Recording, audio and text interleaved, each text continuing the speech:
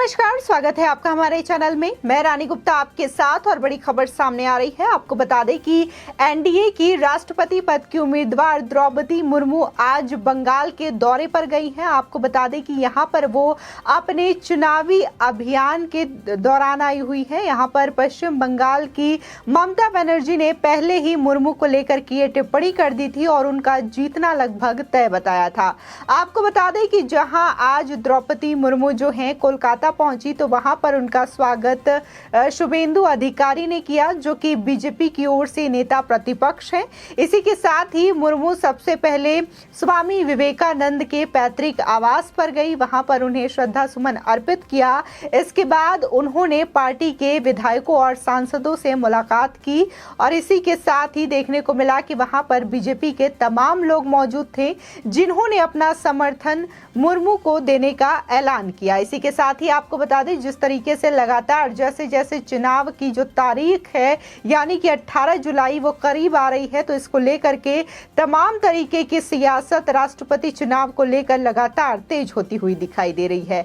आपको बता दें कि पहले ही जिस दिन से एनडीए की ओर से अपने उम्मीदवार को उतारा गया द्रौपदी मुर्मू के नाम से, तो उसी दिन से ही इसको लेकर के विपक्षी जो हैं वो एक मत नहीं दिखाई दे रहे हैं। कुछ विपक्षियों का समर्थन जो है एनडीए की ओर झुकता हुआ नजर आ रहा है। तो इसी के साथ ही पश्चिम बंगाल की मुख्यमंत्री ममता बनर्जी ने भी टिप्पणी दे करके सभी को चौंका दिया। दरअसल उन्होंने कहा कि जिस तरीके से एनडीए ने अपना उम्मीदवार उतारा है, अगर हमें पहले पता होता कि वो किसी आदिवासी समुदाय या फिर किसी महिला को अपना उम्मीदवार चुन रहे हैं, हम भी इसमें सहमति दिखाते और इस पर विचार कर सकते थे। इसी के साथ ही लोग सोशल मीडिया पर ये सवाल उठा रहे हैं कि क्या ममता बनर्जी आदिवासियों के साथ नफरत करती हैं? अगर ममता बनर्जी आदिवासियों के साथ नफरत नहीं करती तो उनका जो समर्थन है वो द्रौपदी मुर्मू के साथ दिखाई देगा। इसी के साथ ही पिछले दिनों देखा गया था कि एक प्रोग्राम के आयोजन में गई थी जहां उन्होंने आदिवासी महिलाओं के साथ एक नृत्य में प्रतिभाग किया था, लेकिन बड़े ही अचरज की बात सामने ये आई थी कि ममता बनर्जी ने दरअसल उन महिलाओं के हाथों में ग्लव्स पहनाया था, जिसके बाद उन्होंने उनका हाथ थामा था, जिसके बाद लगातार लोग सोशल मीडिया पर ममता बनर्जी को ट्रोल करते हुए दिखाई दिए थे। इसी के साथ ही आपको बता दें कि जब ममता बनर्जी ने यह बयान दिया था कि द्रौपदी मुर्मू का जीतना तय है, इस पर कांग्रेस के नेता अधीर रंजन चौधरी ने बोलते हुए ममता बनर्जी को पीएम मोदी का एजेंट करार दिया था और ये कहा था कि ममता बनर्जी जो है प्रधानमंत्री मोदी के दबाव में ऐसा बोल रही हैं, क्योंकि वो पहले ही जिस तरीके से विपक्ष का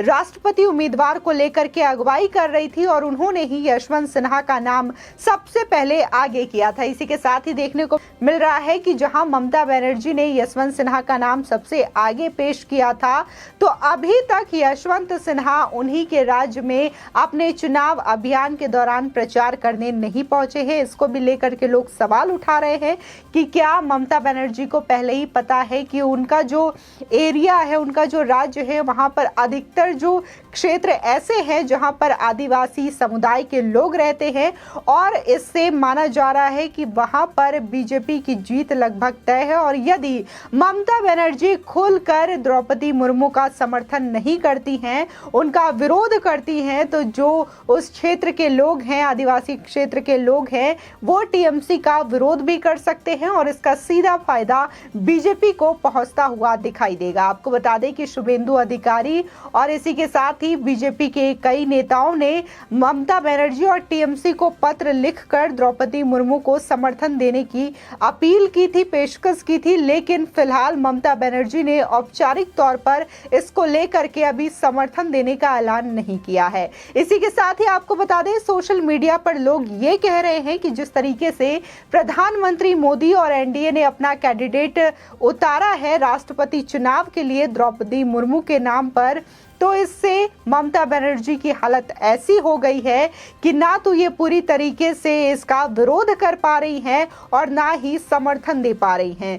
क्योंकि देखा गया था कि जो अगुवाई थी विपक्ष की ओर से राष्ट्रपति उम्मीदवार के नाम को तय करने के लिए, तो इसमें सबसे पहले ममता बनर्जी ही दिखाई दे रही थी सबसे आगे आगे, और उनके द्वारा ही 2-3 लोगों का नाम भी सेलेक्ट किया गया था। हालांकि जहां शरद पवार का नाम कहा गया था, इसी के साथ ही गोपाल कृष्ण गांधी का नाम कहा गया था और इसी के साथ ही फारूक अब्दुल्ला का भी नाम लिया गया था, लेकिन इन तीनों ने ही अपना नाम पीछे ले लिया, जिसके बाद यशवंत सिन्हा के नाम पर मुहर लगी। इसी के साथ ही आपको बता दें कि बीजेपी नेता दिलीप घोष ने भी ये कहा कि जिस तरीके से ममता बनर्जी आज इस बात को कह रही हैं कि अगर बीजेपी और एनडीए उन्हें पहले बताया होता और द्रौपदी मुर्मू के नाम को लेकर के अगर सुझाव मांगा जाता तो दोनों का समर्थन एक होता और विपक्ष अपना उम्मीदवार नहीं उतारती, ममता बनर्जी भी इस नाम को लेकर के अपना सुझाव तय कर सकती थी। लेकिन उनका कहना है कि जिस तरीके से देखा गया कि द्रौपदी मुर्मू जब अपने नामांकन के लिए गई थी तो वहां पर बीजेपी और एनडीए के तमाम नेता मौजूद थे, तमाम वरिष्ठ नेता, चाहे फिर वो नरेंद्र मोदी हो, अमित शाह हो या फिर राजनाथ सिंह हो, तमाम लोग मौजूद थे। लेकिन जब यशवंत सिन्हा अपने नामांकन के लिए गए थे तो उनका ही नाम सबसे आगे करने वाली ममता बनर्जी ही उनके नामांकन में उपस्थित नहीं थी। तो इससे सीधे तौर पर माना जा सकता है कि ममता बनर्जी को इस बात का अंदाजा पहले ही लग चुका था कि उनकी हार लगभग तय है। तो बता दें, राष्ट्रीय जनतांत्रिक गठबंधन यानी एनडीए की राष्ट्रपति उम्मीदवार द्रौपदी मुर्मू सोमवार को कोलकाता पहुंच गई हैं। वो यहां पर भारतीय जनता पार्टी के सांसदों और विधायकों से मंगलवार को मिली हैं। इसी के साथ ही इसको लेकर के बड़ी नजर सबकी ये है कि पश्चिम बंगाल की सत्ताधारी टीएमसी पार्टी जो है वो प्रदेश की मुख्यमंत्री ममता बनर्जी की प्रतिक्रिया पर सभी की नजर टिकी हुई है। दरअसल ममता बनर्जी ने 1 जुलाई को द्रौपदी मुर्मू को लेकर उदार रुख अपनाते हुए कहा था कि अगर वो एनडीए की उम्मीदवारी को लेकर पहले से जान रही होती तो स्थिति बिल्कुल अलग होती। साथ ही ममता बनर्जी ने कहा था, अगर हमें बीजेपी की उम्मीदवार के बारे में पहले सुझाव मिला होता तो इस पर सर्वदलीय बैठक में चर्चा किया जा सकता था। बीजेपी ने हमसे संपर्क किया था लेकिन उम्मीदवार के बारे में हमें नहीं बताया था। आपको बता दें, पश्चिम बंगाल के मुख्यमंत्री ने कहा था कि अगर हमें पता होता कि वे आदिवासी महिला या फिर अल्पसंख्यक समुदाय से किसी को उम्मीदवार बनाने वाले हैं तो हम इस पर विचार कर सकते थे। हमारे मन में आदिवासियों और महिलाओं को लेकर बहुत आदर है। इसी के साथ ही अब्दुल कलाम को लेकर हमने सहमति बनाई थी। हमारे गठबंधन में 16-17 पार्टियां हैं और मैं एक तरफा अपना कदम पीछे नहीं खींच सकती, अन्य पार्टियां भी शामिल हैं। आपको बता दें, राष्ट्रपति चुनाव के लिए 18 जुलाई को मतदान है और 21 जुलाई को नतीजा आएगा। इसी के साथ ही राष्ट्रपति रामनाथ कोविंद का कार्यकाल 24 जुलाई को समाप्त हो रहा है और संविधान के मुताबिक नए राष्ट्रपति का चुनाव उससे पहले पूरा हो जाना चाहिए।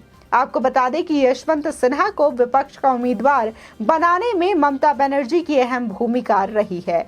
अब द्रौपदी मुर्मू को लेकर ममता बनर्जी के उदार रुख की चर्चा लगातार चारों ओर हो रही है। इसी के साथ ही लोग भी इसको लेकर के कई बातें बोल रहे हैं। आपको बता दें, इसकी 2 वजह बताई जा रही है। पहला, पश्चिम बंगाल में आदिवासियों की आबादी और 2019 के लोकसभा चुनाव में बीजेपी को आदिवासी इलाकों में बड़ी जीत हासिल हुई थी।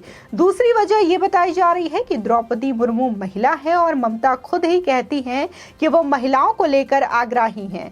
कहा जा रहा है कि द्रौपदी मुर्मू को लेकर ममता बनर्जी की इस टिप्पणी के कारण उनकी पार्टी के विधायक और सांसद कंफ्यूज हैं। आपको बता दें कि पश्चिम बंगाल के बीजेपी नेता शुभेंदु अधिकारी और सुकांत मजुमदार ने ममता बनर्जी को चिट्ठी लिखी और द्रौपदी मुर्मू के लिए समर्थन मांगा है। हालांकि तृणमूल कांग्रेस ने औपचारिक रूप से बीजेपी नेताओं के अनुरोध का फिलहाल कोई जवाब नहीं दिया है। ये कोई पहली बार नहीं हुआ है जब ममता बनर्जी ने राष्ट्रपति चुनाव में अपना रुख बदला हो। करीब 1 दशक पहले यानी कि 2012 में तृणमूल कांग्रेस ने एपीजे अब्दुल कलाम के लिए एक और कार्यकाल की मांग की थी, लेकिन अब्दुल कलाम ने शर्त ये रख दी थी कि अगर सभी पार्टियां उनकी उम्मीदवारी के लिए सहमत होंगी तभी वो फिर से दोबारा राष्ट्रपति चुनाव में उम्मीदवार बनेंगे। आपको बता दें, राष्ट्रपति चुनाव में एक हफ्ते से कम का समय बचा है और यशवंत सिन्हा पश्चिम बंगाल में चुनावी कैंपेन के लिए नहीं गए हैं। इसी के साथ ही अंग्रेजी अखबार द हिंदू ने अपनी रिपोर्ट में लिखा है कि यशवंत सिन्हा पश्चिम बंगाल चुनावी कैंपेन के लिए नहीं जा सकते हैं। द्रौपदी मुर्मू पर ममता बनर्जी की टिप्पणी को लेकर कांग्रेस नेता अधीर रंजन चौधरी ने कहा था, वो दीदी ही थी जो राष्ट्रपति चुनाव में विपक्ष को गोलबंद कर रही थी। उन्होंने ही सिन्हा के नाम को आगे किया। अब वो अपनी जिम्मेदारियों से पल्ला झाड़ने की कोशिश कर रही हैं। अगर वो यू टर्न ले रही हैं तो इसका मतलब ये है कि उन्हें बीजेपी से फोन गया होगा। वो प्रधानमंत्री नरेंद्र मोदी के दबाव में रही होंगी। ऐसे भी देखें तो मोदी के साथ उनके अच्छे संबंध रहे हैं। कांग्रेस अपनी विचारधारा के साथ है और इसलिए हम बीजेपी का विरोध कर रहे हैं। इसी के साथ ही आपको बता दें, बीजेपी नेता दिलीप घोष ने कहा, यशवंत सिन्हा ने जब नामांकन भरा तो वो गैर मौजूद रही। दूसरी तरफ द्रौपदी मुर्मू के नामांकन के दौरान पीएम मोदी, अमित शाह और बीजेपी के अन्य बड़े नेता भी मौजूद थे। ममता अब इस तरीके का बयान इसलिए दे रही है क्योंकि उन्हें पता है कि उनकी हार लगभग तय है।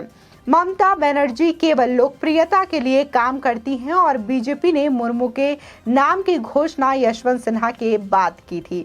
जिस तरीके से ये तमाम राजनीतिक सियासी चीजें देखने को मिल रही है राष्ट्रपति चुनाव को लेकर के, तो इससे एक बात लगभग तय मानी जा रही है कि ममता बनर्जी जो हैं, जिस तरीके से पश्चिम बंगाल में विभिन्न क्षेत्रों में आदिवासियों की जनसंख्या ज्यादा है और इसी के साथ ही द्रौपदी मुर्मू जो हैं एक अल्पसंख्यक आदिवासी समुदाय से आती हैं और इसी के साथ ही वो एक महिला हैं, जिसकी वजह से ममता बनर्जी जो हैं वो खुलकर इसका विरोध भी नहीं कर पा रही हैं और खुलकर अपनी विपक्षी पार्टियों की वजह से समर्थन भी नहीं जता पा रही हैं, जिसकी वजह से लोग उनको लेकर के ट्रोल कर रहे हैं और ये कह रहे हैं कि ममता बनर्जी आदिवासियों को लेकर के उनके मन में नफरत की भावना है। इसी के साथ ही आज जहां पर वो प्रचार करने के लिए गई हैं द्रौपदी मुर्मू पश्चिम बंगाल में, तो वहां पर भी इसे अहम माना जा रहा है। इसी के साथ ही देखा जा रहा है कि यशवंत सिन्हा अभी तक पश्चिम बंगाल में अपने चुनाव प्रचार के लिए नहीं गए हैं। आपकी इस खबर पर क्या राय है, हमारे कमेंट सेक्शन में जरूर बताएं। आगे की और भी अपडेट के लिए चैनल को सब्सक्राइब करना ना भूलें।